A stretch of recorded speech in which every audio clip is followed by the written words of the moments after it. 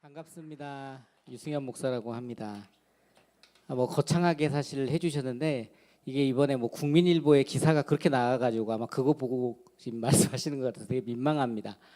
다만 이제 또 다음 세대에 대해서 좀 관심이 있고 좀 고민이 있어서 1년 동안 아내와 함께 여행을 하고 올해 3월에 귀국했습니다. 그래서 귀국한 지는 한 3개월 정도 됐고요. 귀국하고 나서도 여전히 좀 교회를 돌아다니면서 교회에 대해서 생각하고 좀 제 나름대로 정리하는 그런 시간을 갖고 있습니다. 성경 말씀 한 구절 읽고 우리 같이 함께 교회의 여러 모습들을 좀 봤으면 좋겠습니다. 마가복음 10장 13절에서 16절인데 화면에 보면은 나와요. 그래서 같이 한번 읽어보겠습니다. 13절부터 16절인데요. 네, 같이 한번 읽어볼까요? 제가 안 보인가요? 네네네. 이제 보이시나요? 네. 같이 읽겠습니다. 시작. 사람들이 예수께서 만져주심을 바라고 어린아이들을 데리고 오매 제자들이 꾸짖거늘 예수께서 보시고 노하시어 이르시되 어린아이들이 내게 오는 것을 용납하고 금하지 말라. 하나님의 나라가 이런 자의 것이니라. 내가 진실로 너희에게 이르노니 누구든지 하나님의 나라를 어린아이와 같이 받들지 않는 자는 결단코 그곳에 들어가지 못하리라 하시고 그 어린아이를 안고 그들 위에 안수하시고 축복하시니라. 아멘. 제가 이 말씀을 좀 묵상하는 가운데 두 부류의 어른을 발견했습니다. 한 부류의 어른은 예수님께로 아이들을 데리고 나오는 어른이 있고요. 또 한 부류의 어른은 그 아이들이 오는 것을 막는 어른이 있는 거예요. 근데 사실 이 두 어른 둘 다 예수님을 너무 사랑하고 예수님의 사역을 옆에서 돕고 함께하고자 하는 사람들이거든요. 그러나 아이들을 향한 태도는 좀 다르다는 것을 저는 발견을 했어요. 그러나 예수님은 이 두 부류의 어른들 가운데 아이들을 나에게 오는 걸 용납하라라고 말씀하시거든요. 그래서 저는 여기에 예수님의 마음이 담겨 있고 교회가 다음 세대를 향해서 어떤 태도를 가져야 할 것인가 분명히 말씀하고 있다고 생각합니다. 그런 점에서 제가 오늘 그 제목을 아이들을 용납하고 금하지 않는 교회를 꿈꾼다라고 정한 거예요. 지금까지 정말 많은 교회를 돌아다녔습니다. 제가 그 교회 밖에서 지금 사역한 게 벌써 2년이 돼가요. 2022년 11월에 제가 온누리교회 사임하고 여행을 준비하고 지금 갔다 와서 6개월이 지났으니까 거의 2년이잖아요. 그럼 100주 정도 되지 않습니까? 100주간에 저는 다른 외부에 있는 여러 교회에서 예배를 드렸어요. 예배를 드리고 그 교회의 모습을 보면서 이 시대 가운데 교회가 여전히 살아있고 소망이고 교회가 희망이구나. 그런데 하나님께서 원하시는 교회는 무엇일까? 앞으로 이 시대 가운데 우리나라, 이 전 세계 가운데 어떤 교회들이 세워져야 하고 하나님은 그 교회를 통해 일하실까? 이런 여러 가지 생각을 하는 끝에 제가 내린 결론이 이겁니다. 아이들을 용납하고 금하지 않는 교회가 결국 앞으로 다음 세대를 품어내고 지금 3040이 떠난다고 하는데 3040이 교회에 머무를 수 있는 교회가 아닐까. 저는 명선교회가 이 지역사회 가운데 그런 역할을 좀 잘 감당하면 좋겠다라는 마음을 개인적으로 갖습니다. 아멘. 그 마음으로 저랑 함께 여행 이야기를 좀 나누려고 하는데요. 제가 361일 동안 여행 갔다 온 루트입니다. 자랑하려고 보여드리는 건 아니고 그만큼 좀 저의 경험은 좀 특별한 것 같긴 해요. 우리가 교회를 탐방한다라고 했을 때 혹시 선교지를 간다라고 했을 때 그냥 가서 이렇게 사진 몇 장 찍고 하는 정도를 하고 온 건 아닙니다.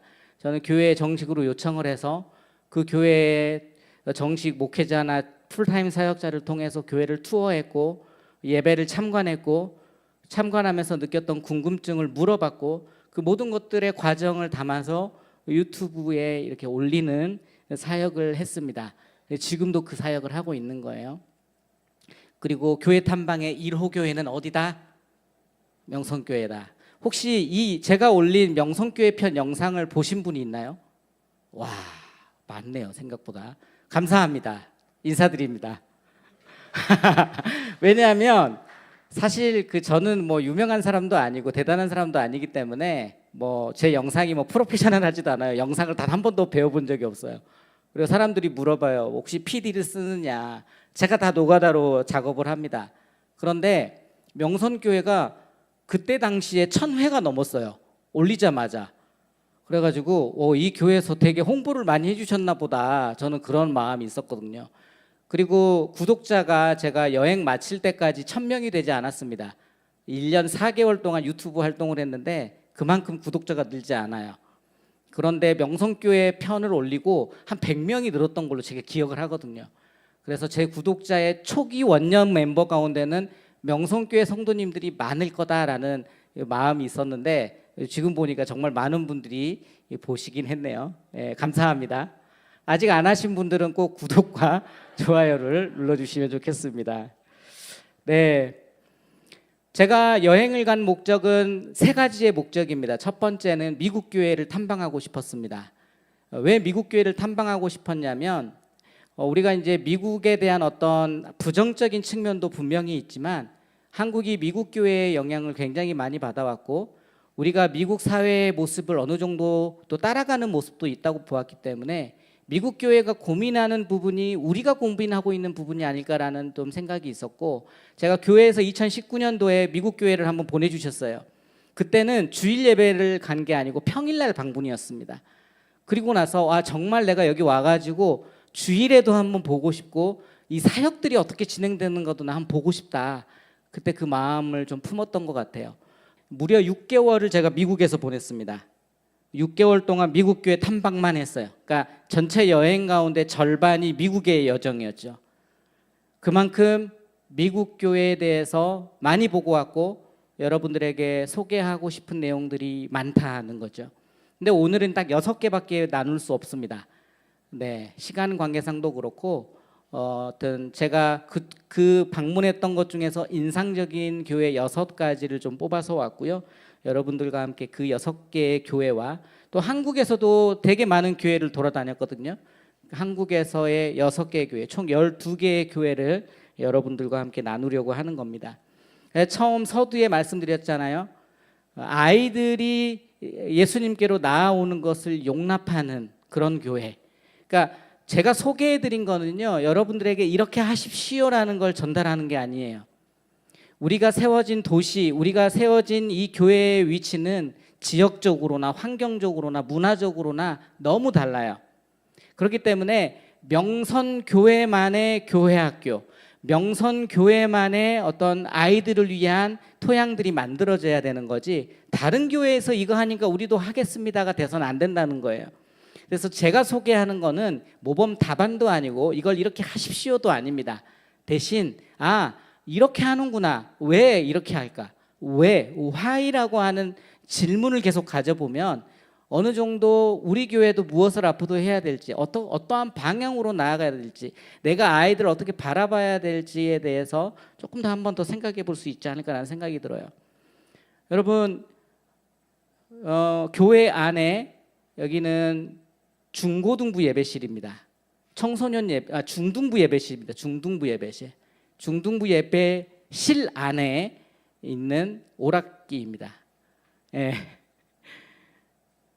이거는 당구장입니다. 예. 이것도 청소년 건물 안에 있습니다.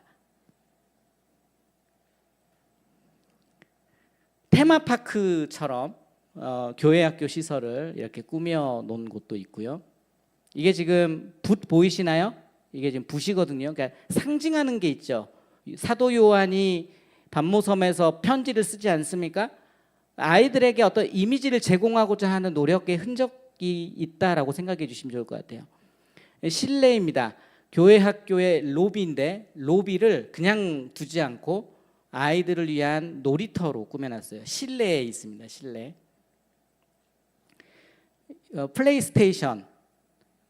플레이스테이션을 할 수 있는 게임 시설입니다. 교회 안에 있는 거예요. 이것도 청소년 예배 공간 안에 있는 로비에 있습니다.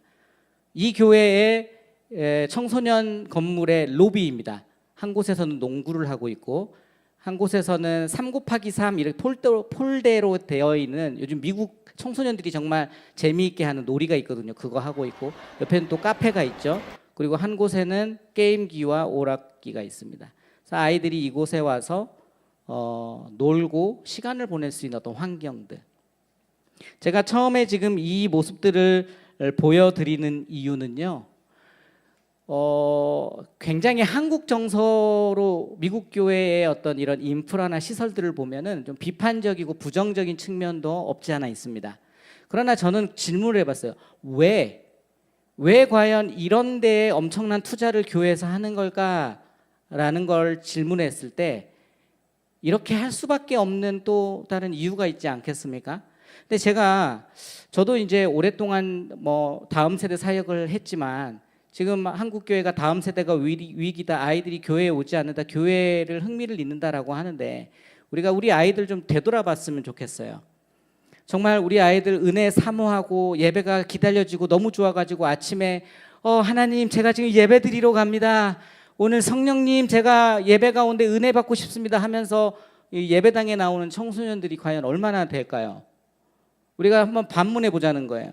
과연 엄마가 없다고 생각했을 때, 교회에 가자고 하는 어머니가 없다고 했을 때, 우리 아이가 스스로 제 발로 예배당에 나갈 수 있는 친구가 얼마나 될까라고 했을 때, 사실 교회에 아이들이 머무를 수 있는 어떤 환경이라든지 어떤 여건이 준비가 되어 있지는 않나, 그런 게 갖춰지지 않는 곳은 아닌가라는 질문을 한번 던져볼 수 있다라는 거죠.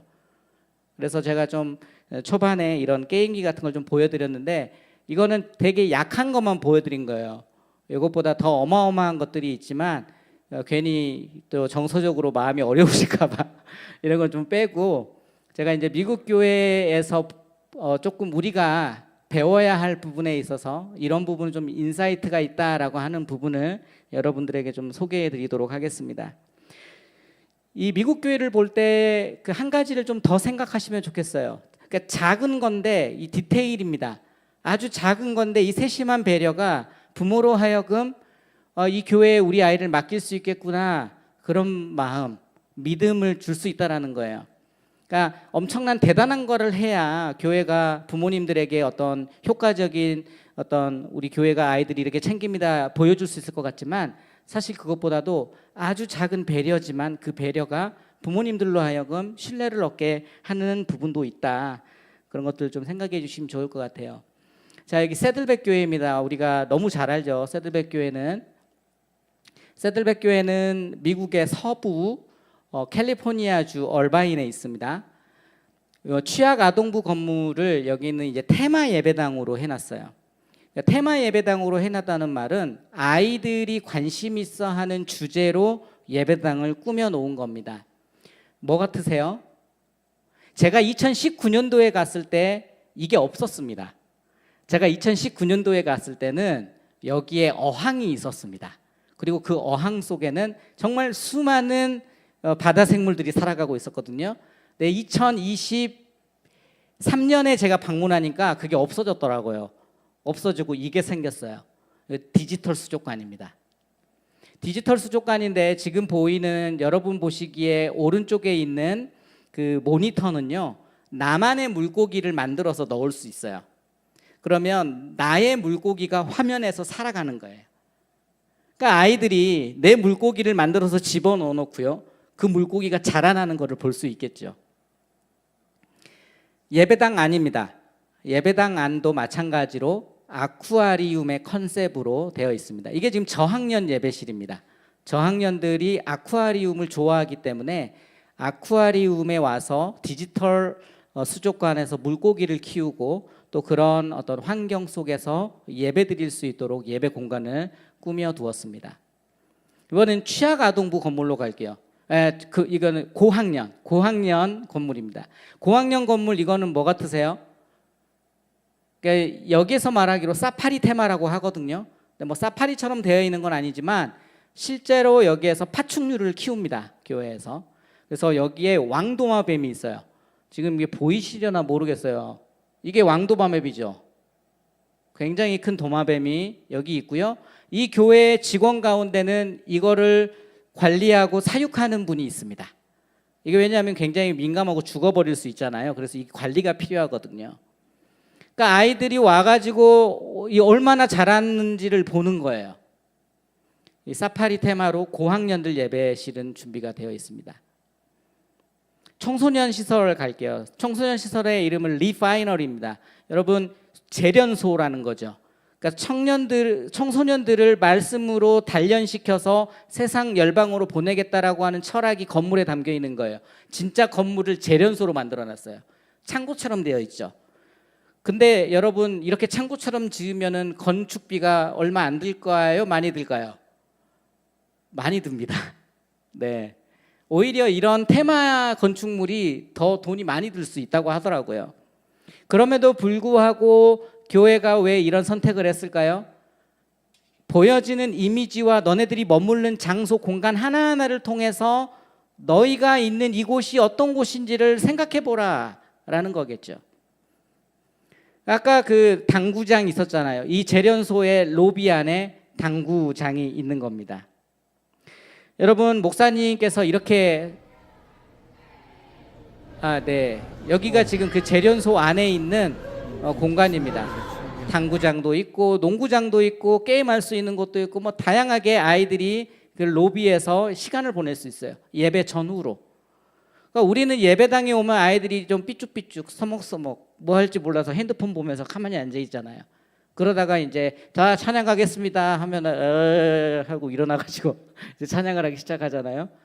그런데 이 아이들은 오면 놀 것이 있는 거죠. 머물러서 활동할 수 있는 부분이 있는 거죠. 목사님께서 이렇게 대답을 하시더라고요. 존 카프토 목사님이 여기 새들백 키즈 담당하시는 분이, 우리는 이곳에 평일 방과 후 친구들과 함께 오고 싶어하는 안전하고 즐거운 공간이 되기를 바랐습니다. 이 공간은 재미와 관계를 장려하도록 세심하게 설계되었습니다. 우리는 관계가 제자들을 위한 수단이다. 이게 절대 가치여서 이걸 만든 게 아니고 아이들을 제자화시키는데 이게 수단이다. 이걸 생각했다라는 거죠. 재미는 휘발유와 같다 생각한다. 이게 이제 그 목사님께서 우리에게 설명해 주신 부분입니다.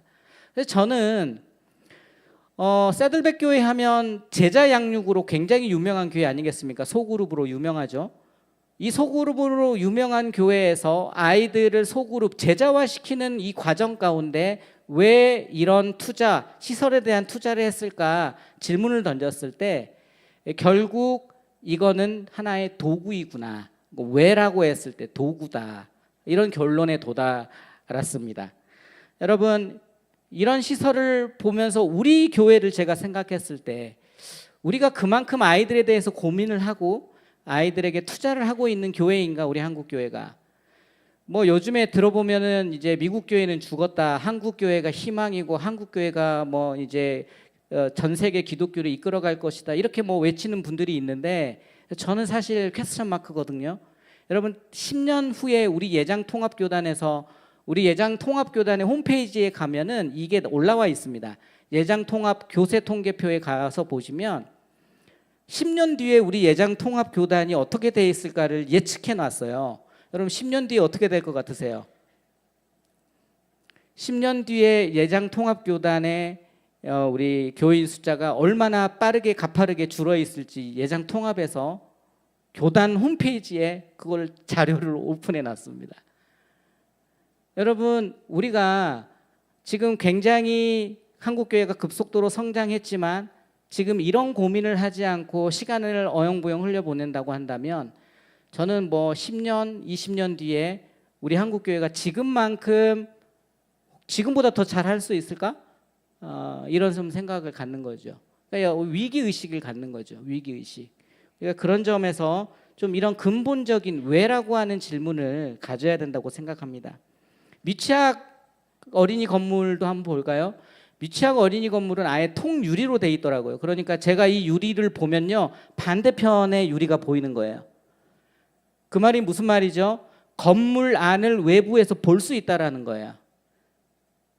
부모님들이 유리벽 밖에서 교회 안에서 지금 어떤 일이 벌어지고 있는지를 볼 수 있다라는 거예요. 근데 놀라운 사실은 뭐냐면 제가 이 새들백 교회 처음 방문했는데 케빈 리라는 목사님이 있습니다. 세들백 온라인 사역으로 되게 유명하셔가지고 우리나라 이 코로나 기간에 좀 뜨셨거든요. 그분이 우리를 가이드를 해주셨는데 키즈 예배 못 드린다는 거예요. 우리는 키즈 예배 참관을 요청을 드리는데 키즈 예배 못 들어간다는 거예요. 왜요? 그랬더니 외부인은 출입 금지래요. 부모도 출입할 수 없대요.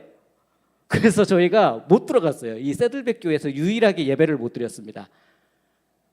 여러분, 그만큼 세들백 교회나 미국 교회가 아이들의 안전에 대해서 혹은 아이들의 건강에 대해서, 위생에 대해서 굉장히 예민하게 반응하거든요. 그러면 부모님들 궁금하잖아요. 어떻게 하고 있는지, 우리 아이 어떤 일 벌어졌을지 모르잖아요. 그러니까 아예 통유리를 만들어 버린 거예요. 그러니까 그냥 통유리로 예배시설을 만든 게 아니라 이런 이유가 있어서 만들었다는 거죠. 돈이 더 많이 들겠죠. 이 두꺼운 이 유리로 이렇게 모든 벽을 유리로 만들어 버렸으면 얼마나 돈이 많이 들었겠어요. 그럼에도 불구하고 사각지대가 있어서는 안 된다라고 하는 이 철학이 이 교회 베이스에 깔려 있는 겁니다. 우리는 널서리 건물이 이제 유아부, 유치부 건물이거든요. 통유리로 디자인한 이유는 어린이의 안전 때문입니다. 이 공간은 어린아이들과 교사가 함께하는 공간이기에 공간 안에는 숨겨져 있는 공간이 있어서는 안 됩니다. 근데 저는 미국 교회 제가 21개 교회에서 예배를 드리며 돌았지만 모든 교회가 그랬어요. 키즈, 적어도 아동부 예배당을 갖춘 예배당이면 다 유리로 뚫려 있었어요. 뻥 뚫려 있어요.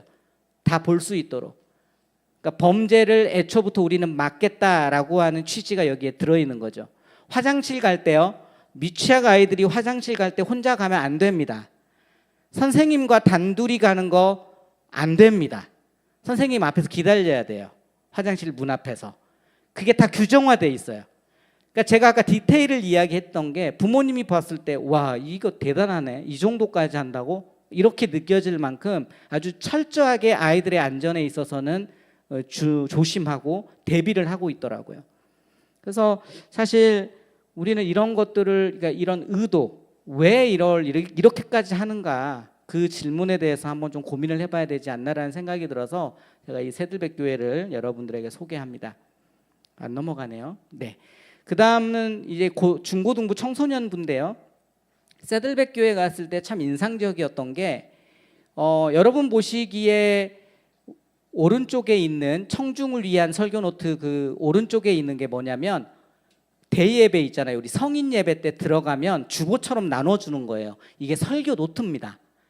그러니까 담임 목사님이 설교할 설교가 거기에 요약이 되어 있고 빈칸이 되어 있어요. 설교 들으면서 그 빈칸의 내용을 채워가는 겁니다.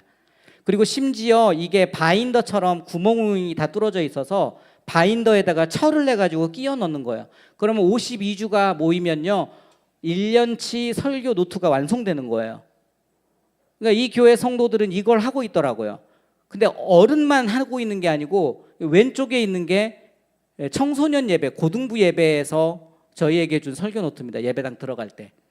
그러니까 예배당 들어갈 때 아이들에게 이 설교 노트를 주고 아이들이 그 설교 노트에 적으면서 설교를 듣더라고요. 그래서 저는 사실 저도 교역자고 여기 교역자님들 계시지만 사실 설교문 미리 준비해서 설교 노트 할 거 요약해가지고 만들어낸다는 거 굉장히 부담되는 일이거든요. 그럼에도 불구하고 왜 이 교회가 이걸 하고 있을까라고 했을 때 저는 좀 도전이 많이 되었던 것 같아요. 그래서 이것도 여러분들에게 한번 소개시켜드리고 싶었어요.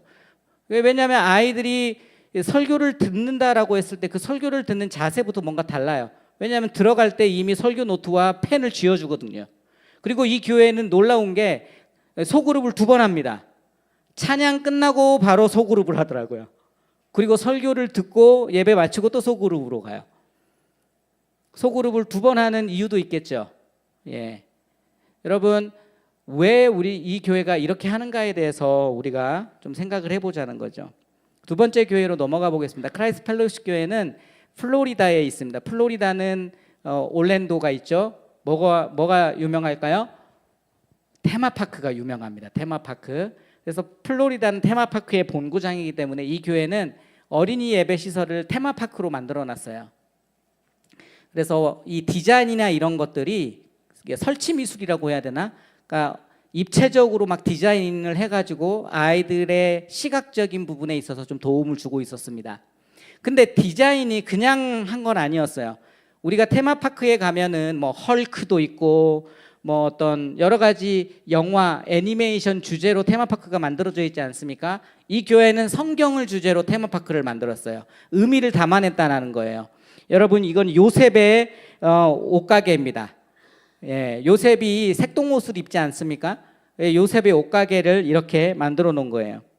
뭐 골리앗의 상점은 큰 사이즈의 어떤 제품들만 파는 곳으로 만들어 놨고요.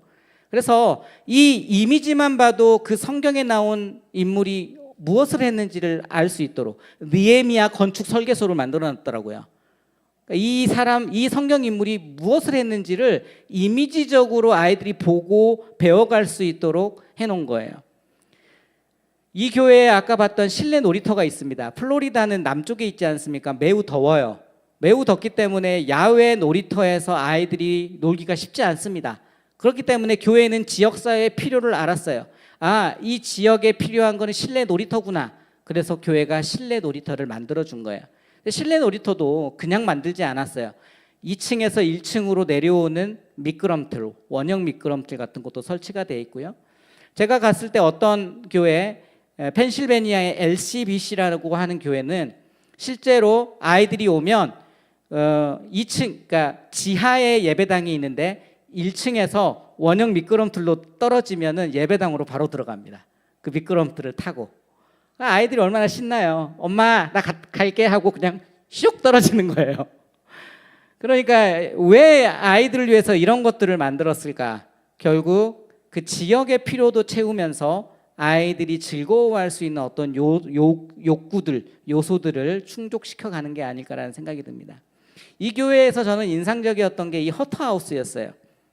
저는 그 선한 목자 교회에 갔을 때도 이러한 비슷한 걸 봤는데, 허터하우스가 뭐냐면 우리 교회를 사랑하는 주일이에요.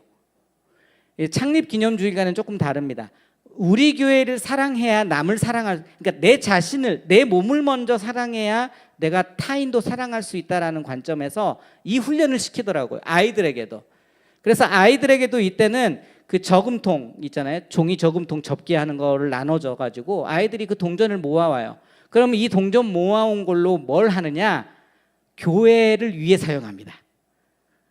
이거 교회를 위해 사용하는 거야. 교회 시설 어떤 걸 좀 바꿔줘야 하는 거, 좀 고쳐야 되는 부분을 이걸 가지고 사용하는 거예요. 근데 이게 작은 거지만 아이들에게는 큰 의미와 훈련이라고 생각이 들었어요.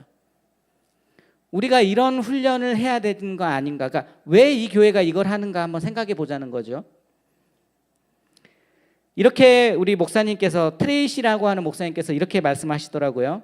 하나님께서 우리에게 부르시는 비전으로 교회를 전진시키기 위해 우리는 매년 한 번씩 Heart for the House 헌금을 통해 우리 각자가 희생적으로 일반적인 헌금 이상을 드립니다. 그러니까 우리가 헌금하지만 이때는 또 특별 헌금을 한다라는 거죠. 이 헌금은 비전을 주도하고 교회가 새로운 영역을 개척하는 데에 도움이 됩니다. 이를 통해 더 많은 사람이 하나님을 만나 예수님을 따를 수 있는 기반을 마련합니다. 그렇기 때문에 어떻게 보면 교회가, 성도들은 교회에 주일날 예배하러 나오지만 그 예배하는 것 이상의 의미를 이 교회가 가지고 있다는 걸 스스로 느끼게 해준다라고 하는 거죠. 예. 그래서 이런 거 좀 한번 소개해드리고 싶었고, 세 번째 교회는 하이랜즈라고 하는 교회입니다. 여기는 엘라버마에 있는 교회입니다. 미국에서 지금 급속도로 성장하는, 가장 빠르게 성장하는 교회 중에 한 곳입니다. 그러니까 저는 한국에 있을 때 듣지도 못했던 교회예요. 근데 여기가 너무 빠르게 성장하고 있다고 해가지고 저희가 찾아갔는데 캠퍼스가 한 30개 정도 있습니다. 멀티사이트 처치입니다. 캠퍼스가 30개 정도 있는데 그 중에 한 곳을 간 겁니다, 저희가. 네, 여러분, 디자인이 좀 모던하지 않습니까? 굉장히 깨끗하죠. 진짜 깨끗합니다. 관리를 어떻게 이렇게 할 수 있을 만큼 깨끗한 캠퍼스를 가지고 있었어요. 근데 이 교회에 제가 좀 특별하게 본 거는 이 교회가 타가부 운영을 정말 잘 하더라고요. 대부분의 미국 교회는 타가부, 영아부가 없습니다. 타가부를 운영을 해요. 그러니까 부모님들이 아이를 맡기고 본예배 드리러 가는 거죠. 그렇게 하는 이유가 있습니다. 우리나라에도 지금 타가부가 생기고 있어요. 타가부 하고 있는 교회들이 지금 생겨나고 있습니다. 여러분, 타가부를 하는 이유는 어린 엄마들이 지쳐요. 아이들 기저귀 갈아야 되고 아이들 계속 돌보면 살아왔던 이 젊은 엄마들이 너무 지치는데 영아부 예배까지 와가지고 아이에게 집중하다 보니까 제대로 된 예배를 드리지 못한다는 한계가 분명히 있거든요. 그러니까 미국 교회가 요즘에 거의 대부분 타가부를 합니다. 미국 교회는. 그래서 지친 엄마들이 예배를 통해서 영적 공급과 회복을 얻고 다시 아이를 키우러 가라라고 하는 어떤 그런 모델이거든요. 근데 이 타가부를 운영하는데 이 타가부를 위한 아기 기저귀예요. 기저귀를 갈아줘야 되잖아요. 그러니까 타가부에서 아이를 그냥 맡아주는 게 아니고 계속 체크합니다. 아이가 혹시 그 일을 봤으면 이제 기저귀를 갈아줘야 되는 거예요. 근데 기저귀를 갈아줄 때 사실 냄새 나고 그게 약간 좀 거부감이 들 수 있잖아요. 그러니까 이 발론티어 훈련을 굉장히 잘 하더라고요. 단계 해가지고. 근데 이제 아이들 기저귀 갈 때 이렇게 기도해야 되는 기도문이 있어요. 여기에. 시편 63편 8절의 말씀을 근거로 한 아이들을 축복하는 기도문입니다. 아주 단순하고 짧아요. 그러나 여러분 생각해 보십시오. 애가 지금 이제 볼일을 봐가지고 이걸 갈아줘야 돼요. 그런데 이 갈아주는 발런티어가 하나님 이 아이를 축복해 주세요. 이 아이 정말 이 사랑스러운 아이 하나님의 사랑 가운데 자라게 해주세요 하면서 이걸 갈아준다고 생각하세요. 그걸 부모가 보는 거예요. 이 부모가 얼마나 기쁘겠어요. 부모가 왜 타가부에 맡기지 못하느냐? 혹시 우리 아이 잘못 대할까 봐, 함부로 대할까 봐. 그러니까 믿지 못하는 거거든요. 그러니까 이 정도 해주니까 부모님들이 믿고 맡기는 거죠. 1:1 케어를 해주니까. 그리고 타가부 시설도 보면은 굉장해요. 기저귀도 우리 유모차 1인 유모차가 다 개인마다 한 대씩 있고 그 아이들을 정말 정성껏 보살필 수 있는 타가 시스템을 갖추고 있다라는 거죠. 또 그것뿐만 아닙니다. 아기 침대도 있어요. 아기 침대 같은 경우는 이제 애가 잠을 자거나 할 때 이렇게 눕힐 수 있는 공간입니다. 그런데 아랫부분 보시면 바퀴가 달려 있잖아요. 왜 바퀴가 달려 있는지 아십니까? 응급 상황이 생겼을 때 이게 이제 구급 침대가 되는 거예요. 응급 침대. 바로 끌고 나갈 수 있도록. 그러니까 굉장히 작은 부분이지만 이런 디테일한 것까지 생각하고 있다라는 거죠. 아이가 혹시 이제 예를 들어서 유치부 정도 되는 아이들 같은 경우는 막 말썽 피우는 아이들, 예배에 집중 못한 아이들도 있잖아요. 그런 아이들을 위해서 이런 유모차 같은 이런 놀이기구 차도 해놓고요. 비누방울이 있어요. 이렇게 총처럼 쌓는 비누방울. 그런 걸 하면서 아이들의 어떤 정서적인 부분까지 터치하려고 하는. 그러니까 우리는 훈계하고 조용하라고 혼내버리면 그만이지만 여기에서는 절대 그렇게 하지 않습니다. 이 아이가 왜 지금 마음이 지금 이렇게 불편할지에 대해서 생각하고 이걸 해소시켜주기 위해서 노력하려고 하는 것들을 제가 좀 느낄 수 있었던 것 같아요. 마지막으로 하일랜드 교회에서 참 인상적이었던 건 장애인 부서입니다. 모르겠어요. 명성교회가 사랑 부서가 있나요? 아직 없나요? 네. 그러니까 사랑 부서가 보통은 이렇게 교회 학교에 소속이 되어 있는 경우가 많은데 좀 사랑부가 좀 소외되는 경향이 있거든요. 제가 이제 저도 교회에서 사역을 하다 보면. 그런데 이 하일랜드 교회는 이 사랑부 아이들 얼마 되지도 않겠죠. 이 아이들을 위해서 어마어마한 재정을 투자하고 있더라고요. 그래서 이 사랑부 아이들이 예배 드리는 공간, 그러니까 이 사랑부 아이들도 일반 학생들하고 예배 드리는데 이 아이들이 이제 혹은 갑자기 막 급발작이 일어난다던가 몸을 뭐 컨트롤할 수 없는 상태가 되면은 이 사랑부 이 치료센터에 데려가는 거예요. 바로 얘가 이제 바로 그 교회학교 건물 안에 있거든요. 여기에 가보면 우리나라에서도 제가 보지 못했던 우리나라 심리치료실에도 없는 정말 이상한 여러 가지 그런 마음 치유하는 그런 어떤 기구라고 해야 되나? 그런 것들이 막 만들어져 있는 거예요. 지금 이런 거죠. 이런 거. 이 천장을 바라보면 내 모습을 거울로 보거든요. 근데 지금 불빛 안에서 나를 바라보게 하는 거예요. 내가 지금 어떤 상태에 있는지를 바로 목격하게 하는 어떤 이런 장치 이런 것들. 그래서 그 미국 안에서 심리 상담소에서 사용하는 그런 시설들 가운데 정말 효과적인 것들을 교회 안에다 들여놨더라고요. 근데 이게 치료의 목적이라기보다는 아이들의 예배를 돕기 위해서예요. 목적 자체가. 그러니까 어마어마하게 아이들을 위해서 고민하고 있는 흔적들이 여기에서 느껴질 수 있는 거죠. 네 번째 교회는 페로미토 교회입니다. 여기 장로교회입니다. 저희처럼 장로교단에 있는 교회고요. 페로미토 교회는 굉장히 큰 교회입니다. 부지가 커요. 부지가. 이 주차장 보이십니까? 제가 구글 지도에서 가지고 왔는데 한 번에 3,000대인가 자동차를 주차할 수 있는 주차장을 가지고 있습니다. 그러니까 미국이 저는 또 부러운 게 땅이 넓어가지고 우리는 땅이 좁다 보니까 계속 지하를 파야 되는데 여기는 지하는 안 파도 되더라고요. 그래서 이렇게 넓은 땅을 보유하고 있는데 이 넓은 땅 가운데 넓은 땅이 있으면 이것도 잘 활용해야 되는 거잖아요. 저는 이 교회가 좀 이런 활용을 잘하는 것 같아서 이 교회를 좀 소개시켜드리고 싶었습니다. 먼저 이 교회의 특징은요, 서로 다른 예배 형식을 가지고 있습니다. 우리도 보면 좀 정적인 아이들이 있고 좀 동적인 아이들이 있잖아요. 예를 들어서 동적인 아이들은요, 뭐 어떤 레크레이션이나 이런 거 한다고 막 신나요. 우리 게임한다 그러면 막 소리 지르면서 너무 신나서 좋아요. 그런데 이렇게 정적인 아이들한테 야 우리 게임하자 하면은 애가 막 울어버리기도 하고 어떻게 해야 될지 몰라서 막 그걸로 인해서 마음의 상처를 받기도 하거든요. 그러니까 이 교회는 아예 나눠버렸어요. 너는 놀이형 예배를 원해? 그러면 놀이하러 가. 너는 좀 정적인 예배를 원해? 그러면 너는 정적인 예배로 가. 이렇게 예배 타입을 두 가지로 나눴습니다. 그래서 실제로 정적인 예배는 소그룹 중심의 예배거든요. 소그룹 중심의 예배인데 찬양도 통기타 가지고 찬양하더라고요. 아주 조용하게 초등학생들이.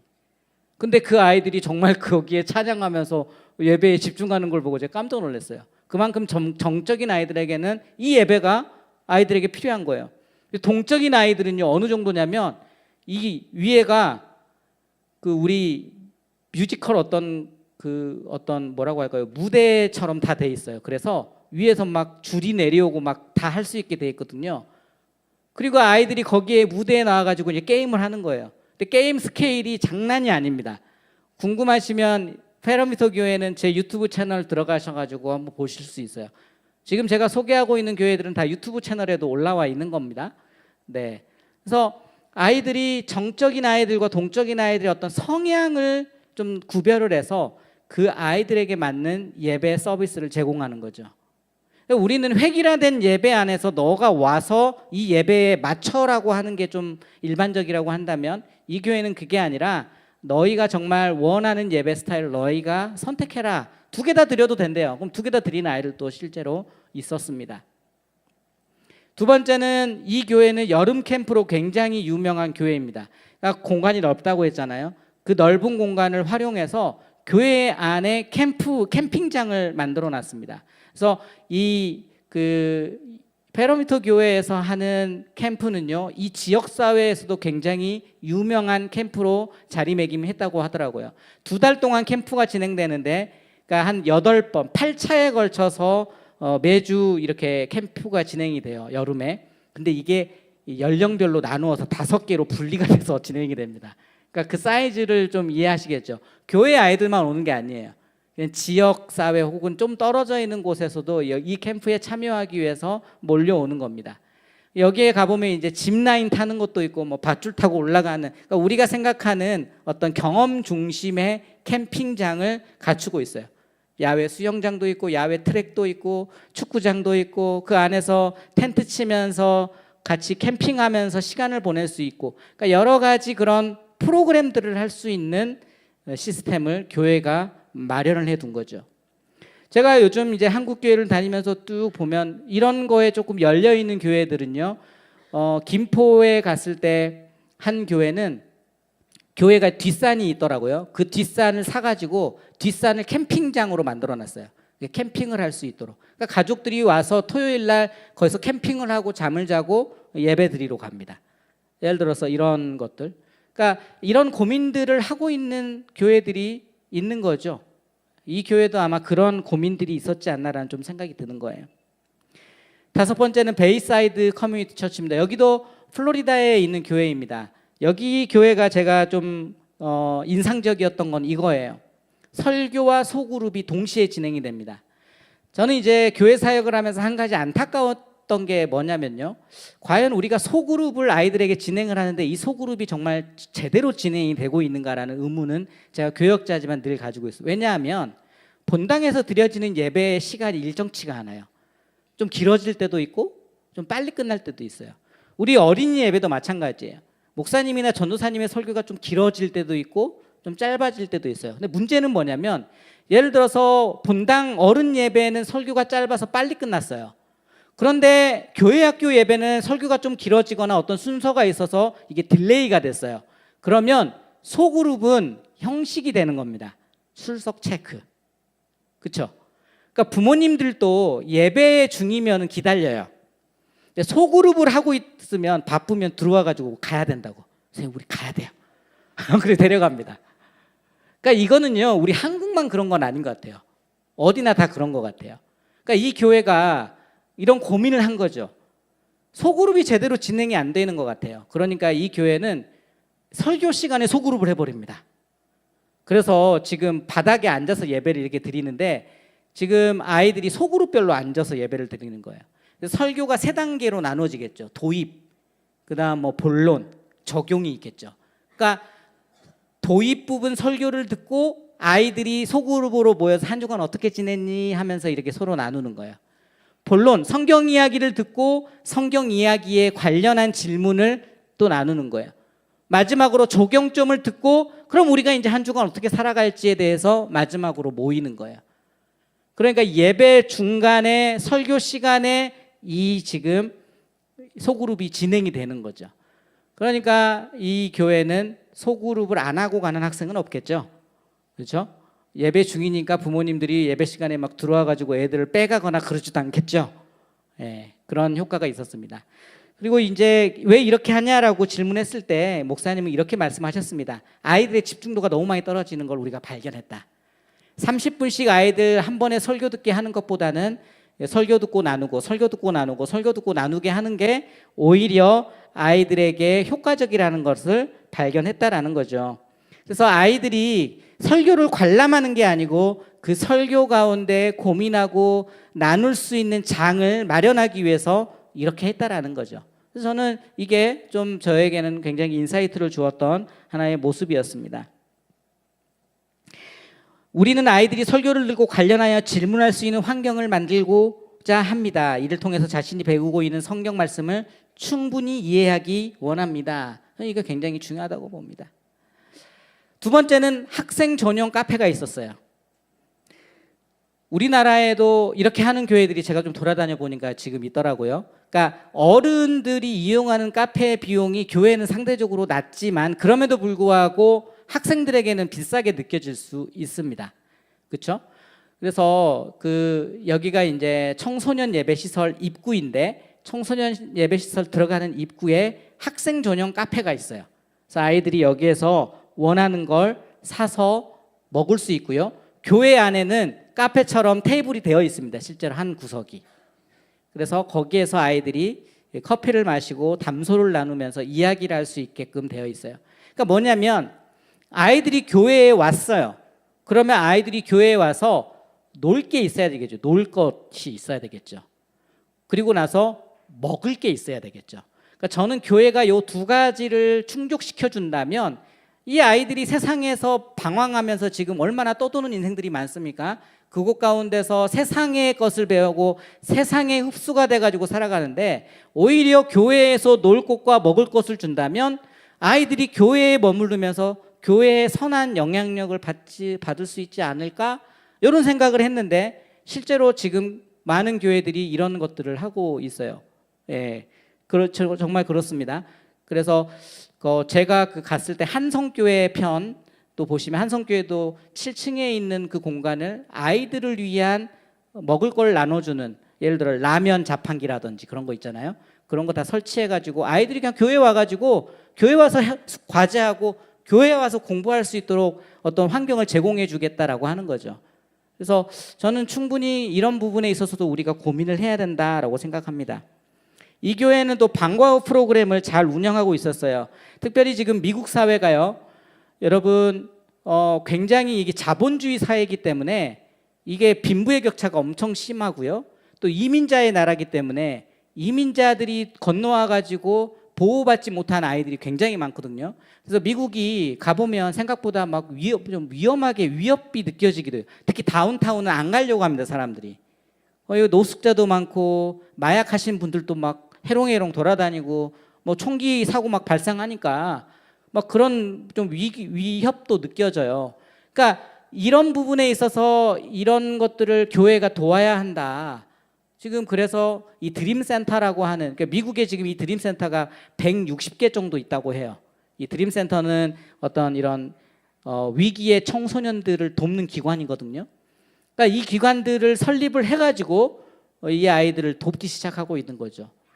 그래서 우리나라도 지금 여러분, 저는 이게 곧 사회적 문제로 좀 드러날 것 같은데 아직까지는 크게 이슈화 되진 않아요. 지금 젊은이들도 약물 중독이 굉장히 많이 일어나고 있고 보이지 않는 여러 가지 지금 일탈들이 굉장히 많이 일어나고 있거든요. 그러니까 이제 이런 아이들 어떻게 치료할 것인가라고 했을 때 지금 우리나라는 정신병원에 갖다 집어넣는 것밖에 없습니다. 대책이 굉장히 약한 거예요.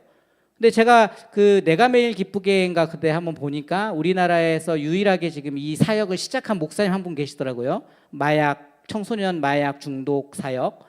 그래서 이런 운동들도 교회들이 좀 유심히 지금 지켜봐야 할 단계에 왔다. 교회가 이런 아이들까지도 보호하고 관심을 가지고 지원해야 할 시기가 왔다라는 좀 생각이 들어서 이것도 소개해 드립니다. 마지막 교회는 라이프 교회입니다. 미국에서 가장 큰 교회입니다. 미국에서 지금 가장 핫한 교회라고 할 수 있어요. 이 핫한 교회를 소개시켜 드리는 것은 오픈 네트워크라고 하는 이 플랫폼 사역에 이 교회가 집중합니다. 여기 오픈 네트워크 플랫폼에 들어가면요, 정말 웬만한 목회 관련 자료, 교회 관련 자료는 여기에 다 들어 있습니다. 그러나 한글이 아닌 영어, 스페인어, 포르투갈어라는 게 한계이죠. 그러나 이 자료들을 다 무료로 제공합니다. 여기는 교회학교 커리큘럼, 교회학교 자료 싹 다 모두 다 무료로 제공합니다. 그래서 오픈 네트워크에 들어가시면 정말 어마어마한 양의 방대한 자료를 얻을 수 있다. 그런데 이 라이프 교회 혼자 하는 게 아니에요. 제가 여기 지금 잘 보이시려나 모르겠는데 여기 보시면 바이블 프로젝트라고 있죠. 바이블 프로젝트 혹시 아십니까? 나는 바이블 프로젝트에 대해서 들어봤다. 우리 목사님은 또 들어보셨네요. 바이블 프로젝트는 유튜브입니다. 유튜브 채널. 저보다 무려 400배가 많아요, 구독자가. 그 말은 400만 명이 넘는다는 거겠죠. 네. 여러분, 미국의 바이블 프로젝트는요, 성경 개관 혹은 성경 말씀에 대해서 요약본을 영상화시켜서 올리는 단체입니다. 비영리 단체예요.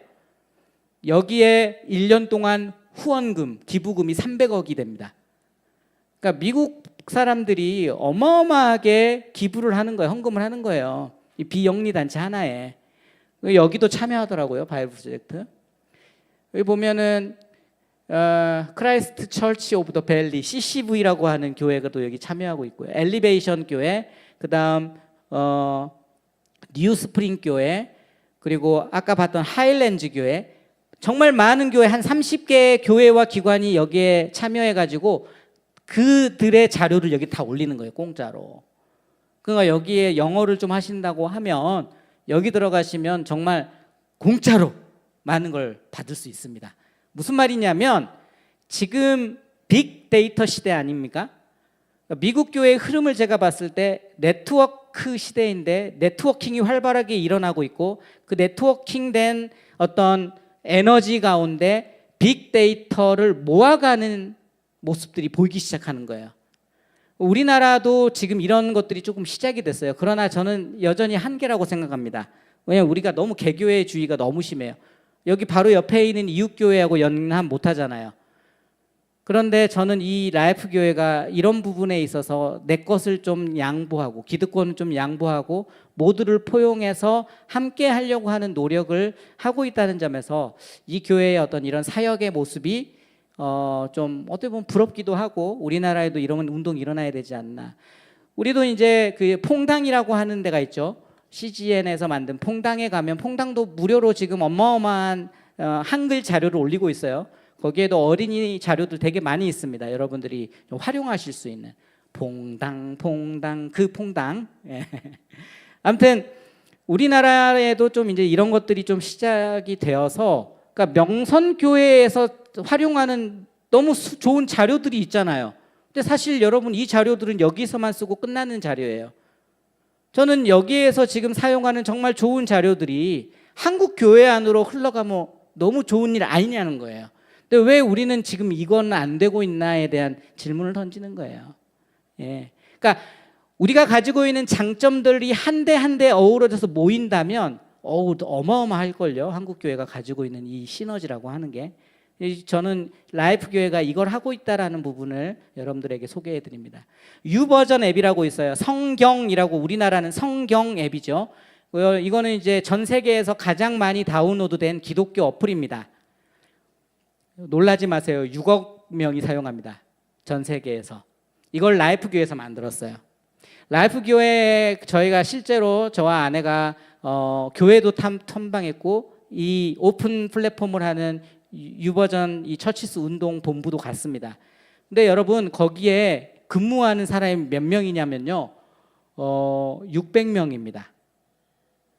이거 지금 다 무료 자료예요. 지금 이 어플도 무료입니다. 여러분 이 어플 본 적 없으세요? 이거는 전 세계에서 가장 많은 사람들이 보는 성경 어플이에요. 1600개의 언어로 번역이 되어 있습니다. 성경이. 그러니까 어디 오지 원주민 언어까지 번역하고 있는 성경책이 바로 이겁니다. 근데 이거를 무료로 지금 하고 있는데, 이걸 하기 위해서 아까 오픈 네트워크와 이 유버전 사역을 하기 위해서 직원이 몇 명이다? 600명이다. 이걸 무료로 번역하는 거예요. 이 교회가 바쁘겠어요? 안 바쁘겠어요? 사역자들이 바쁘겠어요? 안 바쁘겠어요? 바쁘겠죠. 그러니까 모든 사역을 할 수 있을까요? 없을까요? 없습니다. 불가능해요. 실제로 이 교회는 청소년 수련회가 없습니다. 여름 캠프가. 저 너무 깜짝 놀랐어요. 소위 미국에서 가장 잘 나가는 교회인데 여름 캠프를 안 한다니. 혹시 성도들 가운데 우리 자녀 여름 캠프 보내야 되는데 교회에서 여름 캠프 안 하면 어떡합니까? 이렇게 말하는 사람 없나요? 물어봤더니 있대요. 어떻게 하냐? 옆에 여름 캠프 하는 교회를 소개해 준대요. 여러분, 그러니까 우리는 슈퍼맨이 되려고 하는 부분이 있지 않냐라는 걸 저는 의문을 제기하는 거예요. 그러니까 선택과 집중을 할 때 정말 퀄리티 있고 이 시대 가운데 필요한 데이터들이 나오는 건데, 우리가 그냥 우리의 어떤 전문성도 없음에도 불구하고 이거를 다 해내려고 하다 보니까 어정쩡한 수준의 캠프, 어정쩡한 수준의 사역, 어정쩡한 수준의 어떤 걸 하고 있지 않느냐라고 하는 걸 질문하는 거예요. 여러분, 이 라이프 처치 같은 경우는 600명이 주일에 사역을 하지 않는 평일 사역자들입니다. 주일 사역자들은 또 따로 있겠죠. 그러니까 이 어마어마한 사역을 하고 있지만 그럼에도 불구하고 본인들은 하지 못하는 건 안 한다라고 정확하게 저한테 이야기해요. 우리는 슈퍼맨이 아니에요. 왜 우리한테 모든 걸 요구하십니까? 우리는 잘할 수 있는 거에 집중합니다. 저는 이게 굉장히 저는 지금까지 사역하면서 너는 슈퍼맨이 돼야 돼. 넌 다 해내야 돼. 이렇게 제가 배우는 어떤 한국의 목회 상황 가운데 자라왔던 저에게, 그러니까 탁 저의 뒤통수 치는 것 같은 그런 어떤 데미지를 입었던 곳이에요. 이렇게 말합니다. 우리는 모든 것을 다 해낼 수 있다고 생각하지 않습니다. 대신 우리는 우리가 감당할 수 있는 부분에 최선을 다합니다. 우리가 감당하지 못하는 사역은 협력교회나 단체를 통해 해결할 수 있습니다. 저는 어떤 이러한 유연함이 우리에게 필요하지 않나라는 걸 여러분들에게 소개하는 겁니다. 끝났습니다. 6개 교회. 여러분, 제가 21개 교회를 다녀왔기 때문에 아직도 하고 싶은 말은 많지만 해외 교회는 여기까지만 할게요. 이거는 뭐냐면, 메리너스 교회 갔더니 교회 주차장에서 아이들 예배실까지 기차를 운영합니다. 아이들이 이 기차를 타고 가는 거예요. 옆에는 골프 카트입니다. 게이트웨이 교회라는 걸 갔더니 게이트웨이 교회는 주차장에서 교회까지, 어린이 예배시설까지 골프 카트를 태워줍니다. 네. 그러니까 이건 너무 좀 이색적이어가지고 한번 소개하는 거예요. 아이들에게 어떻게 하면 조금이라도 교회 가는 그 발걸음을 즐겁게 할 수 있을까 고민한 흔적이죠. 지금 시간이 얼마나 됐나요? 저에게 주어진 시간이 얼마나 남았을까요? 5시 20분요. 어머, 15분밖에 안 남았네요. 한국교회는 좀 빨리 하겠습니다. 한국교회 6개입니다. 청암교회라고 있습니다. 이정현 목사님이라고. 여러분, 이정현 목사님은 다음 세대 사역에 굉장히 유명한 분입니다. 군산 드림교회라고 군산의 그 작은 소도시에서 어마어마한 청소년 사역을 일으켜가지고 유명해지셨어요. 이분이 청암교회라는 교회로 가셨는데 이 교회가 70년 된 교회입니다. 완전 전통교회예요. 완전 전통교회에 가서 이 교회가 지금 젊은 교회로 바뀌어버렸어요. 가신 지 한 4년 됐나? 예, 완전 젊은 교회로 바뀌어버렸습니다. 그래서 지금 국민일보나 뭐 어떤 기독교 방송국에서 이 교회 취재하러 가고 하죠. 여러분, 이 교회는요, 교회학교 사역자가 다 풀타임 교역자입니다. 목사님 가자마자 바꾼 게 교회학교 교역자를 다 풀타임으로 바꿨어요. 당회에서 이걸 통과시켰습니다. 아이들을 위해서 친환경적인 아이들 환경을 조성을 했습니다. 온 세대 통합을 위해서 한 달에 한 번은 온 가족 새벽 기도회라는 걸 도입을 했어요. 절기마다 세대 통합 예배, 온 세대 예배를 드립니다. 그 다음 청년이 10명밖에 모이지 않았는데 지금 청년이 제가 듣기로 한 150명에서 200명이 출석한다고 하더라고요. 물론 여기가 대학가 근처니까 가능하지 않습니까? 라고 할 수 있어요. 그러나 바로 옆에, 여러분 바로 옆에 굉장히 유명한 교회가 있습니다. 청년 사역으로. 3일교회. 3일교회는 지하철 바로 옆에 있고요. 용산 이 청암교회는 산 꼭대기에 있습니다. 완전 가파른 산 꼭대기로 올라가야 돼가지고 청년들이 웬만한 믿음 아니면 저 같으면 아래로 내려갈 것 같아요. 그러나 굳이 그 땀을 흘리면서 그 언덕까지 올라가는 이유가 있지 않겠습니까? 여러분, 두 번째, 여기 보시면 이게 건물이 진짜 오래된 건물이겠죠. 70년 됐는데 뭐 그래도 건축했긴 했지만 그래도 오래된 건물입니다. 그러나 이 오래된 건물을 리노베이션 했어요. 아이들 지하에 있는 예배 공간에 작은 키즈 카페 만들었습니다. 놀이터. 아이들 예배 공간이 이렇게 밝은 색상. 담임 목사님이 미국에서 공부하고 오셨거든요. 색상을 자기가 직접 선택하셨대요. 저는 색감 보고 놀랐어요. 와, 너무 밝고 따뜻한 거예요. 이 공간에 들어갔더니. 그리고 바닥을 아예 이렇게 그 왁스 칠이라고 하나요? 아무튼 그 광택이 나도록 만들었어요. 뭐냐면 아래 아이들이 여기에서 어와나를 할 수 있도록 어와나 트랙을 만든 거예요. 근데 놀라운 사실은 이 청암교회가 원래는 그 성가대가 힘이 제일 센 거 아시죠? 전통교회 가면. 성가대 연습실이었어요, 여기가.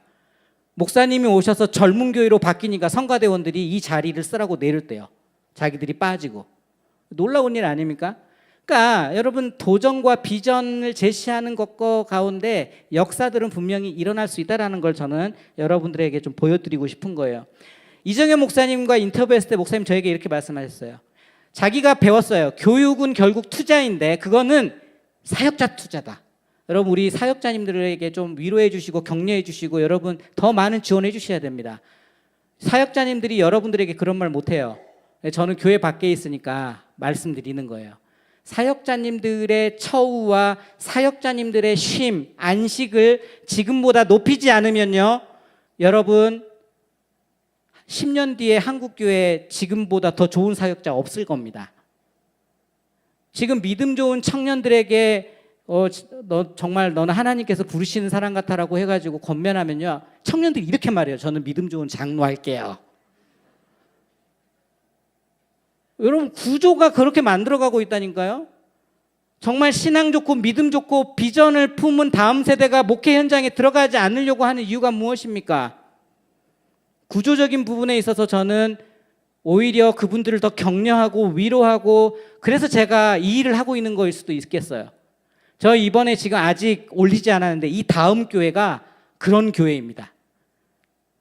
사역자님들을, 부교역자님들을 얼마나 대우해 주는지 제가 한국교회에 이거 보여주고 싶어가지고 지금 진짜 열심히 편집하고 있거든요. 진짜 이거 정말 열심히 편집하고 있어요. 네.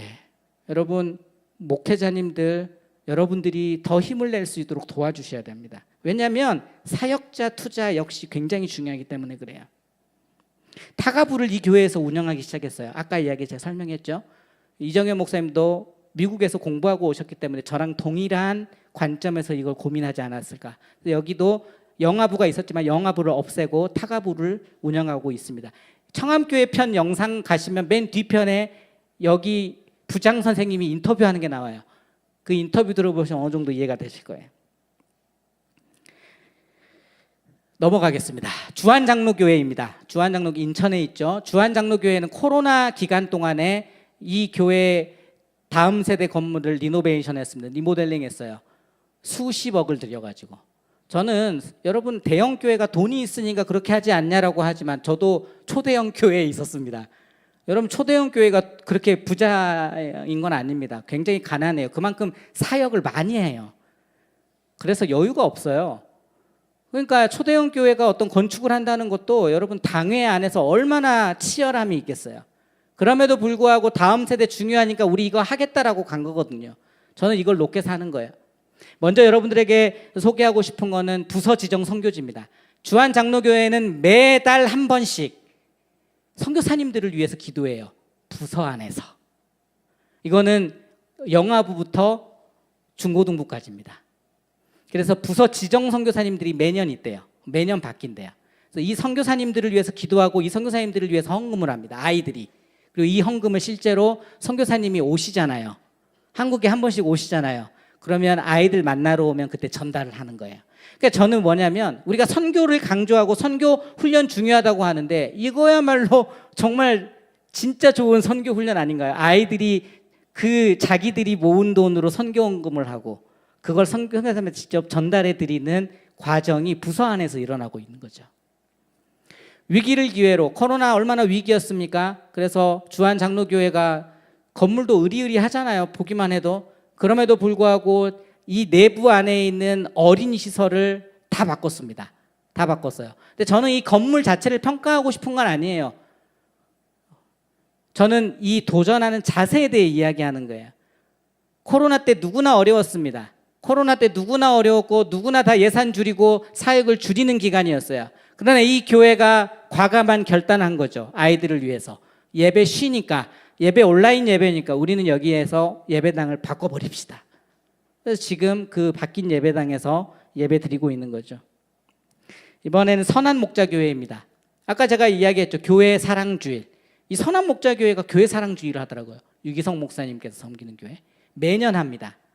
저는 우리 아이들에게 심겨줘야 하는 부분에 있어서 내 교회를 사랑하는 걸 반드시 심겨줘야 된다고 생각해요. 우리가 지금은 쇼핑형으로 바뀌어버렸지 않습니까? 신앙인들이. 우리 젊은 세대들은 쇼핑형이 조금만 마음에 안 들면 교회 바꿔버리면 끝이에요. 그러나 여러분 우리가 어떻게 보면 이런 걸 좀 간과한 게 아닌가. 정말 나를 키워주고 나를 양육해주고 내가 함께 공동체를 이루면서 살아왔던 이 교회가 얼마나 소중하고 중요한 곳인가를 일깨워줘야 되는 게 아닌가라는 측면에서 저는 이런 게 좀 필요하다고 생각해요. 두 번째는 청소년부 팀사역제입니다. 청소년 부서에 한해서인데 여기는 중등부, 고등부에 사역자가 2명씩 배치가 되는데 무조건 남자와 여자입니다. 그 이유는 여기에 인터뷰에 나타나요. 사춘기를 경험하는 시기다 보니까 성별에 있어서 좀 예민한 부분이 있었습니다. 그래서 청소년국은 남자 사역자 1명, 여자 사역자 1명으로 구성합니다. 우리는 이렇게 하다 보니까 선생님을 만날 때도 오히려 좋은 부분이 많습니다. 여기는 선생님 신방할 때 무조건 둘이 가야 된대요. 남자 사역자가 여자 선생님 신방하는 게 조금 좀 불편할 수 있거든요. 반대도 그렇고 학생도 마찬가지입니다. 그러니까 어떤 성별에 있어서 좀 세심한 목회를 할 수 있도록 돕기 위해서 이 교회가 이 고민을 했던 거죠. 이번에 이제 제가 이 다음에 올릴 교회가 김천에 있는 더 세움교회입니다. 정통령 목사입니다. 정말 이분 제가 만나고 와가지고 야 너무 기분이 좋더라고요. 네, 너무 배울 게 많고. 아무튼 이 교회 온세대 예배 드립니다. 온세대 예배 드리고 세대 분리 예배도 드립니다. 그러니까 아이들이 예배를 몇 번 드려요? 2번 드리죠. 온세대 예배를 드리는 교회, 제가 갔던 교회 중에 송도 동춘교회 이번에 제가 올렸어요. 절기별 온세대 예배를 드리는 교회는 아까 이야기했던 청암교회, 매월 1회 온세대 예배 드리는 교회는 인천 불로교회가 있습니다. 각각 세대 통합, 그러니까 세대 분리형 예배를 보완하기 위해서 어떤 부모 세대의 양육을 조금 더 포커스하여서 이게 필요하다라고 해서 지금 도입하는 경우인데, 저는 우리 명선교회가 세대 분리 예배를 드리지만 제가 알기로는 어떤 큐티 책을 만들고 집에서 가정 예배할 수 있는 것들을 이렇게 주면서 보완하는 걸로 알고 있거든요.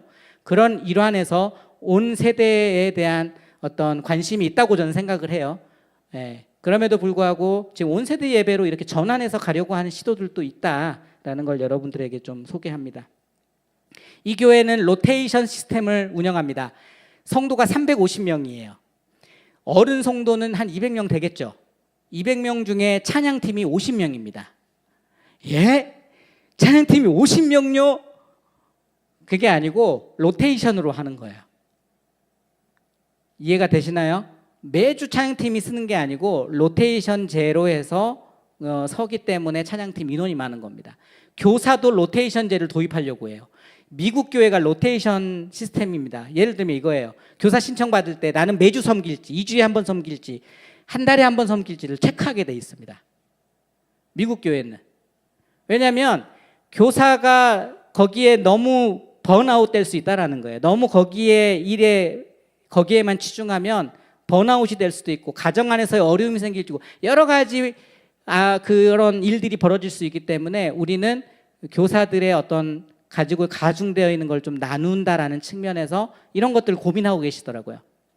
목장은 신청제입니다. 목장이라는 거는 뭐 구역 모임, 공동체라고 할 수 있겠죠. 어떻게 하냐면 매주 우리는 구역 모임을 하겠다. 2주에 한 번 구역 모임을 하겠다. 한 달에 한 번 구역 모임을 하겠다를 연초에 정한대요. 그래서 구역도 관심사에 따라서 나눈다고 하더라고요. 아무튼 뭐 이렇게 좀 하고 있는 교회였고, 아까 이야기했던 듯이 목회자에 대해서 굉장히 리스펙하는 교회였습니다. 세종안교회, 안양 세종안교회는요, 학원과 전도, 학원에 가가지고 전도를 하는데, 여러분 이게 뭐냐면, 여기 우리 명성교회 제가 영상 찍었을 때 많은 사람들이 재밌게 봐주셨던 부분이 붕어빵이에요. 붕어빵 만드시잖아요. 여기도 붕어빵을 만드는데 붕어빵 차입니다. 이게 1.5톤 트럭을 붕어빵 차로 개조를 해가지고 이 차를 몇 대 운영하더라고요. 교회 가보니까. 그러니까 학원가에 가서 이렇게 해가지고 아이들에게 뻥튀기도 주고 팝콘도 주고 나눠주는 겁니다. 학원 다니는 아이들에게. 학교 기도 모임이 지금 이 교회에서 시작되었습니다. 안양 지역 48개 학교에 진행되고 있는데, 여러분 제가 이제 초교파적으로 많은 교회 이런 활동들을 하는 데를 요즘에 좀 돌아다녀요. 이제 저도 유튜브 한다고 하니까 막 이렇게 초대해 주시기도 하고 가면 요즘에 좀 일어나고 있는 현장의 어떤 하나의 우리 한국 교회의 어떤 희망이라고 한다면 학교 기도 모임들이 어마어마하게 생겨나고 있습니다. 저는 혹시 모르겠어요. 지금 명선교회가 위치하고 있는 이 지역은 어떤 상황인지 모르겠지만 학교 기도 모임이 지금 정말 불길처럼 막 일어나고 있거든요. 여러분, 부산에서 학교 기도 불시 운동이 일어나기 시작했었고요. 학원 보그마 인큐베이팅에서 학교 안에 기도 모임을 만들어가는 것들을 막 시작했는데, 이게 지금 분당 우리 교회에서도 일어나고 있고요. 지금 이번에 안양 세중앙교회도 어마어마하게 시작하고, 아무튼 교회마다 이런 것들에 대한 지원들이 좀 생기기 시작했어요. 이거는 아이들 주도입니다. 아이들이 주도하는 겁니다. 왜냐하면 선생님들 학교 못 들어가요. 요즘 보안관들이 얼마나 까탈스러운데요. 큰일 납니다. 아이들 주도로 학교 안에서 기도 모임들이 일어나는 거예요. 군산 드림교회입니다. 군산 드림교회는 여러분 17만 명의 인구입니다. 군산이라는 시가. 근데 도시에만 살아가는 사람이 10만이 안 된대요. 근데 이 교회 군산 드림교회 성도가 3,500명입니다. 그러니까 이게 여러분 군산 드림교회 이거 우습게 보면 안 되는 거예요. 이 도시를 바꾸는 교회예요. 근데 이게 지금 교회 건축을 했거든요. 이게 수송동이라고 하는 곳에 있는 교회입니다. 근데 이 교회를 원래 본당으로 사용하려고 이 교회를 지었는데 잘못 지은 거예요. 청소년 시설로 지은 거예요. 왜 그렇게 지었는지 저도 모르겠어요. 무슨 이유는 있겠죠. 그러니까 법적으로 어른들이 여기 들어갈 수가 없는 거예요. 그래서 이 좋은 공간에서 누가 예배를 드리느냐? 중고등부가 예배를 드립니다. 저는 군산 드림교회에 가가지고 정말 감동의 눈물을 흘렸습니다. 무슨 집회에 온 줄 알았어요. 매주 여름 수련회처럼 예배를 드리는 거예요. 뜨겁게. 아이들이 여기까지 나와가지고 막 찬양하는 거예요. 뛰면서. 그런데 이 인프라 보십시오. 여러분, 이게 지금 본당이 3,000명 들어가는 본당입니다. 여기를 중고등부 아이들이 쓰는 거예요. 어찌됐든 원래 어른이 사용하려고 했는데 뭐 어떻게 돼가지고 못 사용하게 돼서 지금 중고등부가 사용하게 됐든 저는 놀라운 결정이라고 생각하는 거예요. 다음 세대를 위해서. 예, 다음 세대를 위해서. 그러니까 군산에 있는 작은 소도시에서도 이런 치열한 고민 끝에 이런 것들을 만들어내고 있다는 거예요. 제자 훈련을 하는데 이 교회는 직접 다 만들었습니다. 이정현 목사님이 뭐 폼에 초안 만들었다고 하시더라고요. 근데 여러분 놀라지 마십시오. 6주짜리 제자 훈련이 12단계가 있습니다. 중고등부 청소년에. 계산해 보면요. 단계가 그 12단계 곱하기 6 해보시면 나오죠. 72주 동안 제자 양육을 하는 겁니다.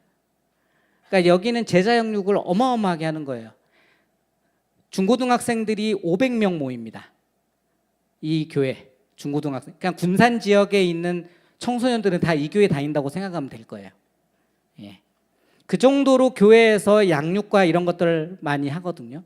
그러니까 저는 이런 모습들을 보면서 집중하는 거죠. 작은 소도시에 있지만 우리가 잘할 수 있는 게 무엇인가를 고민하고 거기에 대해서 여기 집중해가지고 이 양육이라고 하는 어떤 기둥을 하나 잡은 거죠. 또 이거 보면요. 우리는 보통 제자 양육을 교역자가 하잖아요.